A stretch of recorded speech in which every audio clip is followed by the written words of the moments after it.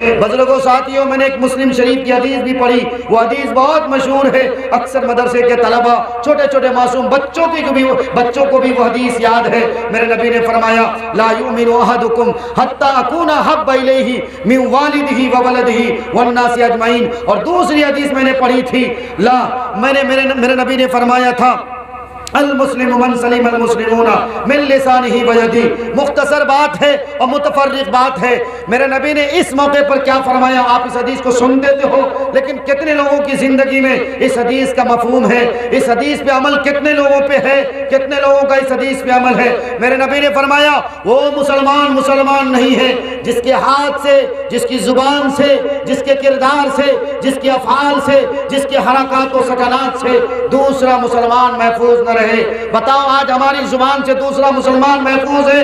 نہیں ہے صاحب۔ کوئی اگر ہمیں کوئی انگلی دکھاتا ہے ہم اس کو گالی گلوچ کرتے ہیں، کوئی اگر انگلی دکھاتا ہے ہم اس کے خاندان کے بیک گراؤنڈ اچھالتے ہیں، کوئی اگر ہمارے خلاف کوئی دوسری جگہ بولتا، اگرچہ کوئی بہت ساری باتیں ایسی ہوتی ہیں جو آپ کو من گھڑت پیش کری جاتی ہے، لیکن ہم ان باتوں پہ بھی وشواس کر لیتے ہیں، یقین کر لیتے ہیں۔ ہم کیس میں تو اتنے آگے ہیں، میں نے بہت پہلے جھارکھنڈ میں نہیں بلکہ اڑیسہ میں نے ایک بات یہ کہی تھی، آپ کو پتہ ہے اس وقت ہندوستان میں ایک سروے ہوا تھا، سب سے زیادہ کس قوم کے کیسز ہیں پتہ ہے آپ کو؟ سپریم کورٹ کا ایک فیصلہ آیا تھا کہ سب سے زیادہ ہندوستان میں مسلمانوں کے کیسز پینڈنگ میں ہیں، سب سے زیادہ تعداد کس کی ہے؟ غیر مسلموں کی ہے، لیکن کیس کی تعداد سب سے زیادہ ہماری ہے، اور سب سے کم اس ہندوستان میں کس کے کیسز ہیں؟ سکھ بھائیوں کے ہیں۔ سکھ بھائیوں کو میرا خیال وہ حدیث یاد آئی، اس حدیث پہ انہوں نے عمل کیا۔ میرے نبی نے جس حدیث میں یہ صاف ستھری بات کہی کہ دو دلوں کو جوڑنا، دو دلوں کو ملانا، آپس میں لوگوں کی مصالحت کرانا، جو لوگ اگر جھگڑے کر رہے ہو اس کے درمیان محبت کو ڈالنا، دونوں دلوں کو محبت سے ملا دینا، اتنا بڑا ثواب جتنا بڑا ثواب کے 7 حج کرنے کے برابر ملتا ہے۔ انہیں وہ حدیث سمجھ میں آئی، ان کو اس حدیث کا مفہوم سمجھ میں آیا، لیکن مسلمانوں کو نہیں آیا۔ جس مسلمان کی زبان پہ ہر وقت محمد الرسول اللہ صلی اللہ علیہ وسلم کا ترانہ آتا ہے، جو مسلمان محمد الرسول اللہ کے نام پہ جھگڑے کرتے، لیکن آج اس مسلمان کا حال یہ ہے کہ ایک دوسرے کے خلاف جھوٹی کیس کرتا ہے، ایک دوسرے کے خلاف جھوٹے دفعات مقدمات ڈالتا ہے۔ بتاؤ ڈالتا کہ نہیں ڈالتا؟ اور اس سے بدتمیزی اور اس سے بڑی بدبختی کی بات تو یہ ہے، تیسرا مسلمان تماشا دیکھتا ہے، ظلم کو ہوا دیتا ہے، ظلم کو بڑھاوا دیتا ہے، اور کچھ لوگوں کو پیسے دیے جاتے ہیں، وہ لوگ اس کے خلاف بتاؤ جھوٹی گواہی دیتا کہ نہیں دیتا؟ 50,000 میں 10,000 میں ضمیر کو بیچنے والوں یاد رکھو، اگر تم جھوٹی گواہی دو گے اللہ کی عدالت میں تمہیں پیش کیا جائے گا، کیا جواب دو گے اس دن؟ تمہیں پتا تھا نا کہ فلاں کو مارنے میں فلاں شامل تھا۔ ہمارے تاراباری پنچایت کا آپ کو شاید معلوم ہو، اس تاراباری پنچایت کی خبر آپ کو شاید ہو، جہاں آپ کو پتا ہے ایک سمیتی کا ہتیا، ایک سمیتی کو مار دیا جاتا ہے۔ اس سمیتی کو کون مارتے؟ شہباز نام ہے۔ میڈیا چینل کے والے سے شاید رحمت بھائی ہو، یا آپ لوگ جو ہمارے نیتا لوگ بھائی ہیں، ہمارے جتنے ایکٹیو بھائی ہیں، آج کل تو الحمدللہ ہر کوئی نیتا ہے جسے کچھ نہیں آتا، لیکن نیتا گیری کے بارے میں اسے بھی بہت زیادہ علم ہوتا ہے، وہ بھی ٹپڑی کرتا، بھدی بدی ٹپڑی کرتا ہے، فیس بک نہیں بلکہ اس فساد بک میں اپنے فساد کو درج کرتا ہے۔ شہباز کا مرڈر ہو جاتا ہے، اس کے ایک ساتھی کا مرڈر ہو جاتا ہے، کون قتل کرتا؟ قتل کرنے والوں کو سزا نہیں ملتی، آج قتل کرنے والے دندناتے پھر رہے ہیں، لیکن شہباز کے مرڈر کو، شہباز کے جو ہتیا کانڈ ہے، ہتیا جنہوں نے کی ان کو سزا نہیں۔ سزا کون کاٹ رہے؟ جن کی کبھی فجر کی نماز نہیں چھوٹتی تھی۔ سزا کن کو ملی ہے؟ جو فجر کی اذان دیتا تھا۔ سزا کن کو مل رہی ہے؟ جن کی کبھی نماز نہیں چھوٹتی تھی، جو کبھی جھوٹی گواہی نہیں دیتا، ان لوگوں کو سزا مل رہی ہے۔ اس امت کا بیڑا غرق نہیں ہوگا۔ اور گواہی دینے والے کون؟ اے بڑی بڑی داڑھی رکھنے والے لوگ، تمہاری داڑھی رکھ لینے سے کیا لگتا ہے تمہیں کہ تمہارے نبی تمہاری سفارش کریں گے؟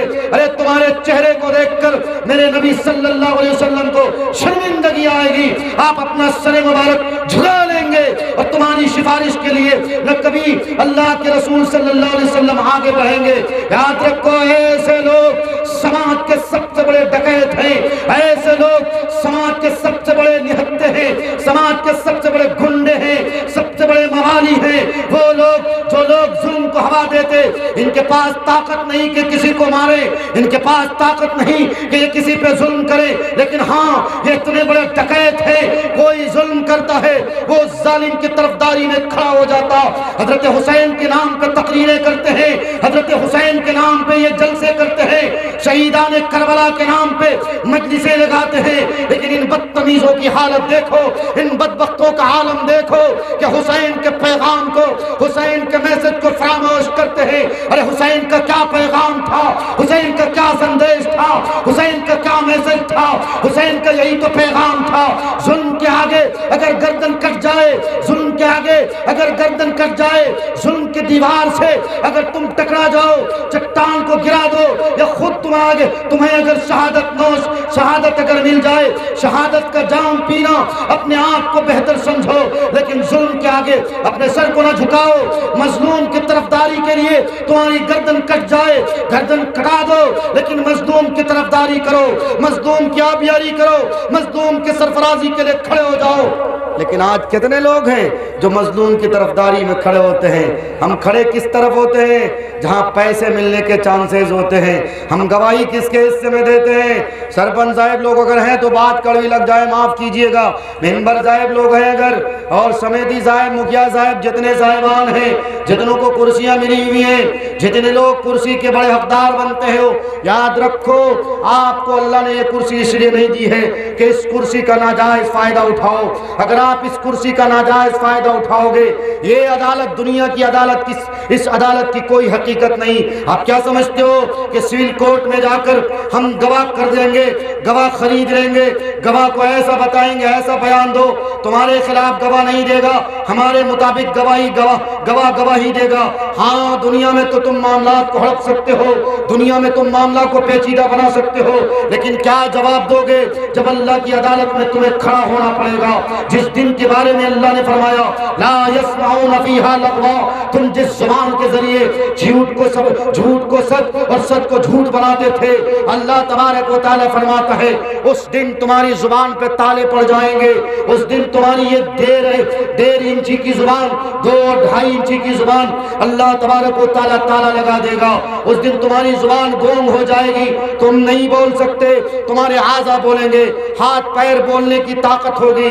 اس لیے میری گزارش آپ سے یہ ہے, باتیں کہنے کی اور ہے لیکن میں بالکل وقت کی قلت کو سمجھ سکتا ہوں, وقت زیادہ ہو رہا, مختصر لوگ ہیں, ہمارے مہمان ہیں, میں ان کا خیال رکھتے ہوئے اپنی بات کو سمیٹ رہا ہوں, ختم کر رہا ہوں. ان گزارشات کے ساتھ ہمارے علاقے میں, آپ کے علاقے میں بہت زیادہ اس طرح کے کیسز ہوتے ہیں. بزرگوں, ساتھیوں, اگر مظلوم آپ کا بھائی ہو, اگر مظلوم آپ کا پڑوسی ہو, اگر مظلوم آپ کے دور کا بھی کیوں نہ ہو, لیکن مظلوم کو مظلوم سمجھو.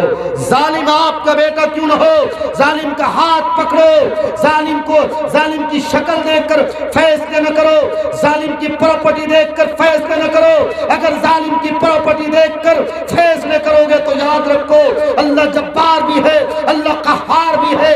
جب اللہ لینے پہ آتا ہے, جب اللہ کسی کو دھسانے پہ آتا, پھر دنیا کی کوئی طاقت نہیں اسے بچا سکے.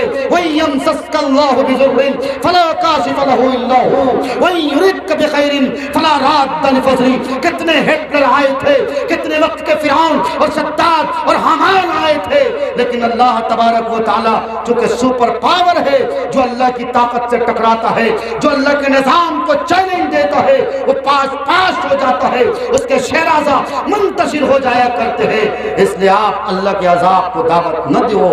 میری آپ سے یہ گزارش ہے, خاص کر کے یہ جو ظلم کی دکان لگائے ہوئے ہو, اس ظلم کی دکان کو مسمار کرو. آپ نفرت کی دیوار کھڑی کیے ہوئے ہو, اس نفرت کی دیوار کو مسمار کرو. آؤ یہ عہد کریں کہ انشاءاللہ ہم حسینی ہیں اور حسین کا یہ پیغام ہے, ہم جہاں جائیں گے محبت کے بول بولیں گے. آؤ یہ معاہدہ کرو, یہ عہد کرو, ہم دیوبندی بات میں ہیں, ہم بریلوی بات میں ہیں, ہم اہل حدیث اور غیر مقلد اور معراجی اور سلفی اور جماعت اسلامی اور پتہ نہیں کون کون سے فرقے ہیں, وہ بعد میں ہیں. سب سے پہلے ہم مسلمان ہیں. سب سے پہلے ہمارے گردن پہ جو سب سے بڑی علامت لٹک رہی ہے وہ علامت محمد الرسول اللہ सल्लल्लाहु अलैहि वसल्लम के निस्बत है। आपने ये उम्मत को उम्मतन वाहिदा कहा, आपने उस उम्मत का खिताब, इस उम्मत का एजाज़ यही दिया कि ये उम्मत अगर मुहम्मदुर रसूलुल्लाह सल्लल्लाहु अलैहि वसल्लम की सुन्नतों को दांतों तले छिपाएगी, ये कम होगी, इसकी आबादी, इसकी तादाद मुख्तसर होगी, लेकिन ये उम्मत जहाँ जाएगी वहीं अपना तारीख रकम करती चली जाएगी। आप बात आई है तो एक वाक़या मैं आपको और बताता चलूँ। इस वक्त फितना शकीलियत बहुत तेज़ी के साथ उभर रहा है।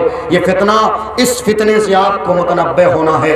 ये आपको पता है, ये जो नए नए फितने सर उभारते हैं, सबसे पहले ये किस पे अटैक करते हैं? स्कूल कॉलेजेस के बच्चे बच्चियों पे अटैक करते हैं, वहाँ से ये अपनी दुकान सजाते हैं। इसलिए मेरी गुजारिश होगी, वो लोग जो लोग सोशल मीडिया पे बहुत एक्टिव हो, आप किसी की भी वीडियो शेयर करते हो, किसी की भी वीडियो को दूसरों तक पहुंचाते हो, शकीलियत का फितना इतना तेजी के साथ उभर रहा है। पता है शकीलियत का फितना क्या है? ये अपने आप को कभी कहता है कि मैं आखिरी नबी हूँ, कभी ये अपने आप को कहता है मैं ईसा मसीह हूँ, कभी ये अपने आप को कहता है मैं इमाम महदी हूँ। कई जगह ये शकीलियत का फितने के लोग जो सरकर्दा लोग थे पकड़े भी गए।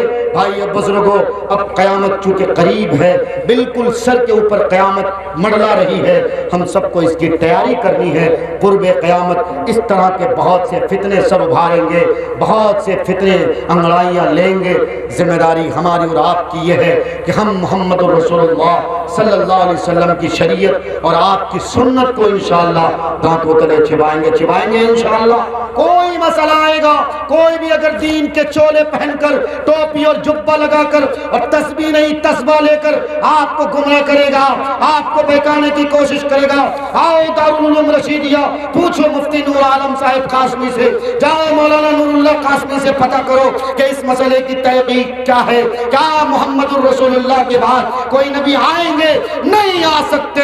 अगर कोई नबुव्वत का ऐलान करता है, अगर कोई अपने आप को कहता है कि मैं मुहम्मदुर रसूलुल्लाह के बाद आखिरी नबी हूँ, वो छोटा है, वो मक्कार है, वो अय्यार है, वो तो सिर्फ जाल फैला रहा है।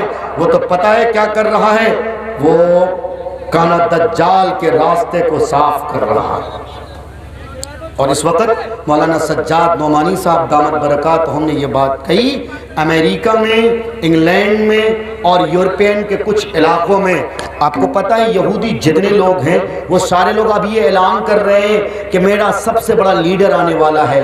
कौन सबसे बड़ा लीडर? नहीं बोलते ओपन करके, नहीं बोलते खोलकर, यही सबसे बड़ा लीडर काना दज्जाल, जो अपनी ताकत से दुनिया में जुल्म करेगा, लोगों को बहकाएगा। अल्लाह उसके पास कुछ ऐसी ताकत दे देगा जिस ताकत की वजह से वो लोगों को डराएगा, लोगों को कहेगा मुझे मान लो, इसी में निजात है।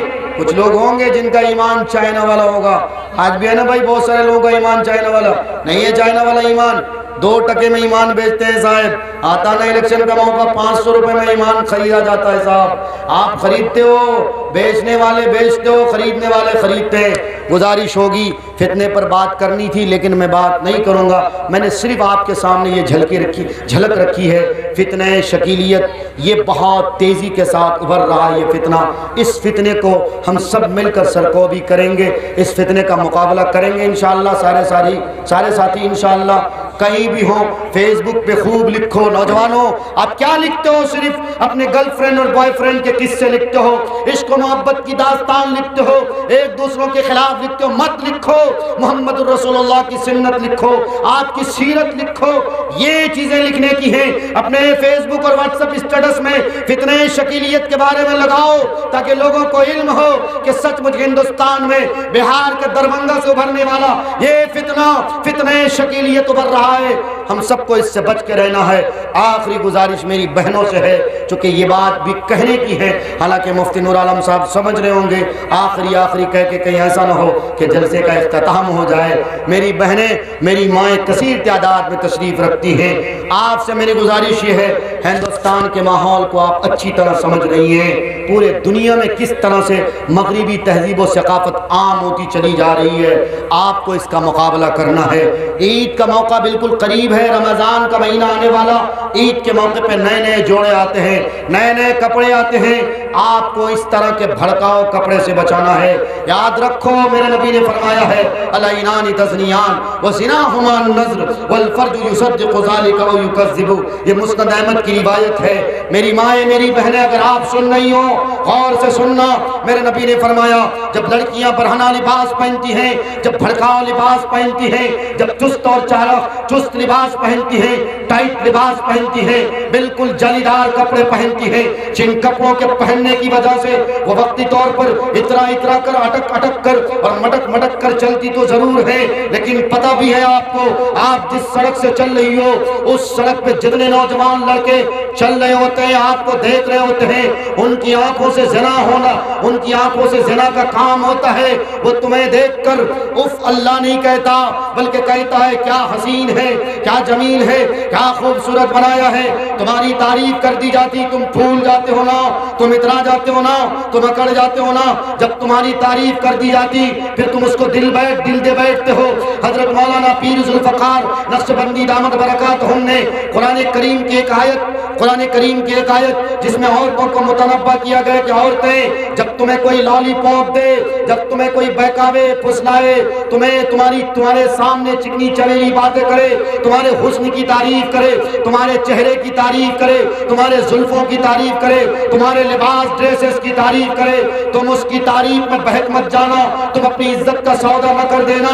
یاد رکھو یہ عزت دکان میں نہیں ملتی، دنیا کی ہر چیزیں بازار میں مل جایا کرتی ہیں، لیکن یاد رکھو، خوب یاد رکھو، حضرت مولانا تھانوی رحمت اللہ علیہ کے انہی کے خانقاہ کے ایک مرید تھے۔